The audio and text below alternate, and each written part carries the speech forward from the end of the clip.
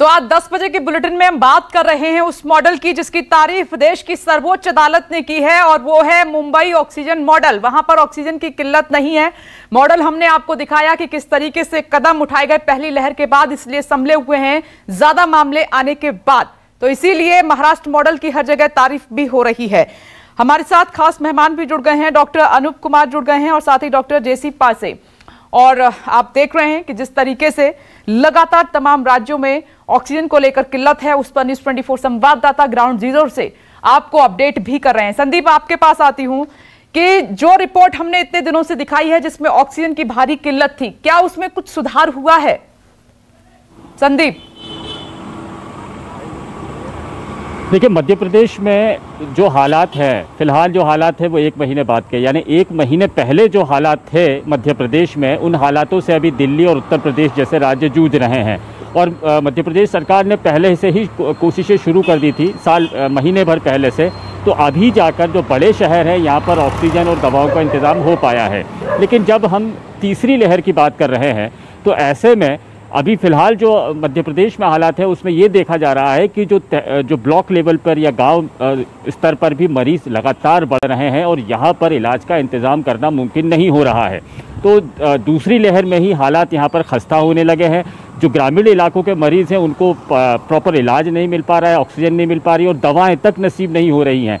तीसरी लहर जब आएगी तब क्या होगा भगवान ही जाने। लेकिन फ़िलहाल मध्य प्रदेश में ऑक्सीजन की कमी को दूर करने के जो प्रयास शुरू हुए हैं उसमें 94 ऑक्सीजन नए प्लांट्स लगाने की तैयारी है। 1-2 प्लांट अभी शुरू हो पाए हैं। तब तक की भरपाई के लिए दूसरे राज्यों से ऑक्सीजन बुलवाई जा रही है। लेकिन हालात यहाँ पर लगातार ख़राब हो रहे हैं क्योंकि कोरोना अब गाँव तक भी फैल गया है और वहाँ पर इलाज कराना मुमकिन नहीं हो रहा।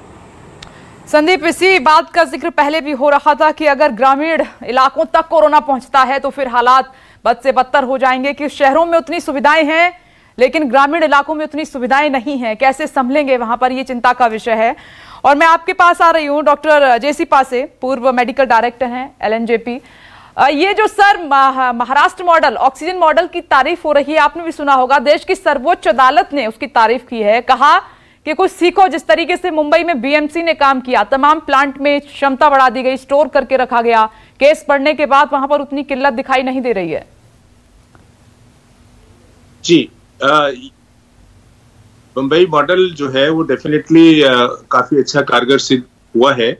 और शायद इसका कारण ये है कि उन लोगों ने इंफ्रास्ट्रक्चर डेवलपमेंट में और लॉजिस्टिक्स में और डिस्ट्रीब्यूशन सिस्टम जो है वो थोड़ा टाइम से शुरू कर दिया था। और अभी जो सूचनाएं हैं उसके मुताबिक दिल्ली में भी ये सब काम शुरू हो चुका है।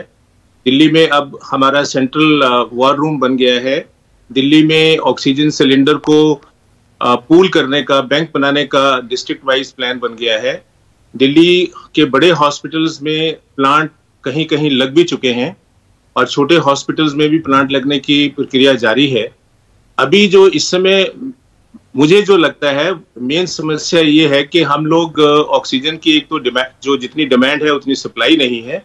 इसके अलावा जो हमारा डिस्ट्रीब्यूशन सिस्टम है उसमें भी अभी हमें इम्प्रूव करने की जरूरत है, जिसमें हमारे क्रायोजेनिक टैंकर्स की संख्या को बढ़ाना जो है वो एकदम से जरूरी है। क्योंकि हमारे टैंकर्स कम होने की वजह से जो हमारे छोटे हॉस्पिटल्स हैं, जो दूर दराज के हॉस्पिटल्स हैं, वहां तक ऑक्सीजन सप्लाई करने में दिक्कत हो रही है जी। वहां पर लोगों को केवल सिलेंडर से काम करना पड़ रहा है जो कि एडिक्वेट नहीं है।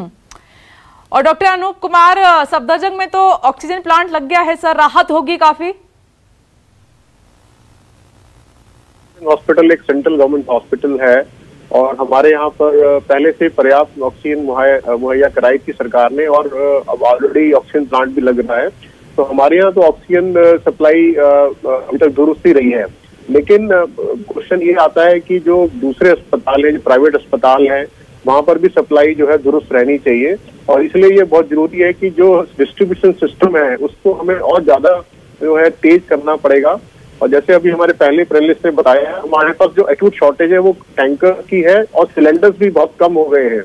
दो ही बड़ी प्रॉब्लम है। तीसरी प्रॉब्लम हो रही है जो जमाखोरी और होर्डिंग हो रही है, ब्लैक मार्केटिंग हो रही है, इसके आर्टिफिशियल एग्जैक्टली सर, इसी का मैं जिक्र करने वाली थी। आपने खुद ही कर दिया कि ये सबसे बड़ी अगर प्रॉब्लम है जिसके चलते लोगों की जान जा रही है तो उसमें एक कारण ये भी है।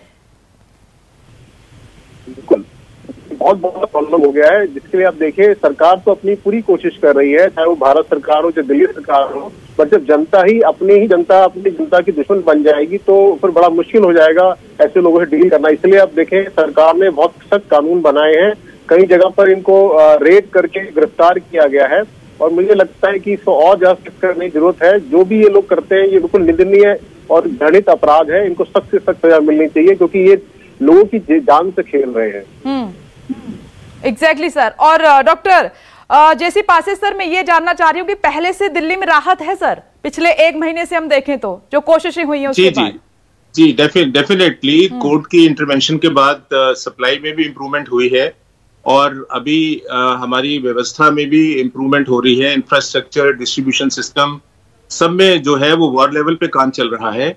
मैं डॉक्टर अनूप कुमार की बात को आगे रखते हुए आपके माध्यम से पूरी अपनी जनता को ये अपील करना चाहता हूं और मैं ये भी चाहता हूं कि हमारी सरकार और मीडिया की तरफ से भी रेगुलर वे में ये अपील जाए परिवारों को कि जिन लोगों ने, जिनके घर में कोरोना पॉजिटिव मरीज नहीं है, उन्होंने भी सिलेंडर जो है भर के अपने घर में रखे हुए हैं, जिसकी कि उनको आज की डेट में जरूरत नहीं है, उनकी जरूरत कहीं और है।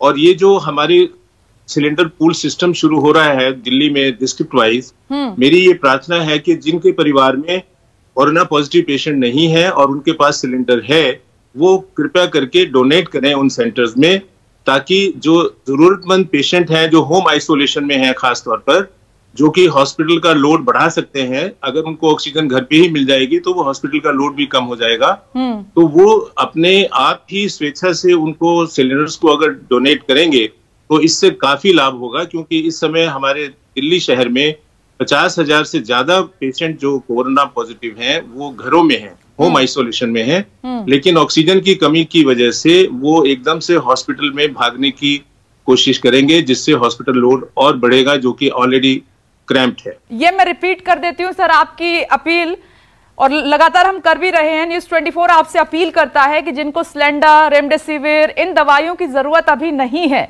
कोई संक्रमित नहीं है घर में, तो प्लीज दूसरों की मदद कीजिए, किसी की जान बच जाएगी, ऐसे स्टोर करके मत रखिए। आप देख रहे हैं क्या हालात हैं।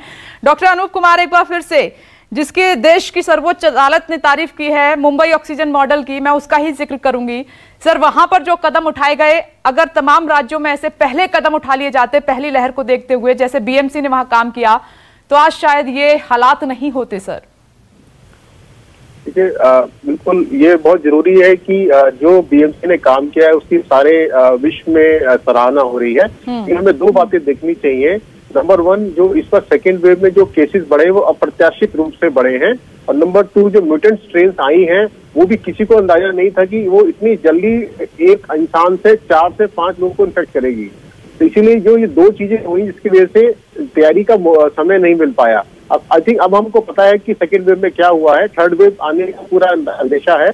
अब मुझे लगता है सब स्टेट जो है चौकन्ने हैं और वो अपने पूरे इंतजाम करके रखेंगी, ताकि आने वाले समय में हमें ये क्राइसिस ना देखना पड़े। बिल्कुल सर, आप सही कह रहे हैं, वक्त की कमी है। डॉक्टर अनूप कुमार, डॉक्टर जेसी पासे, संकेत पाठक और संदीप भरमाकर, मानस श्रीवास्तव, आप सभी का बहुत बहुत शुक्रिया। तमाम राज्यों से ऑक्सीजन पर अपडेट हमने आपको दी, और साथ ही अपील भी की गई है कि आप सभी से कि दूसरों की मदद कीजिए, हाथ बढ़ाइए आगे, ऐसे कालाबाजारी में हिस्सा मत बनिए, क्योंकि एक किसी की जिंदगी आप बचा सकते हैं थोड़ी सी मदद करके, आगे बढ़कर। नमस्कार, मैं हूं मानक गुप्ता। अगर आपको हमारा ये वीडियो पसंद आया हो तो इसे लाइक और शेयर जरूर करें, और हाँ, हमें सब्सक्राइब और फॉलो करना ना भूलें, ताकि आप देश और दुनिया की कोई खबर मिस ना करें। तो जुड़े रहिए हमारे साथ और देखते रहिए न्यूज़ 24।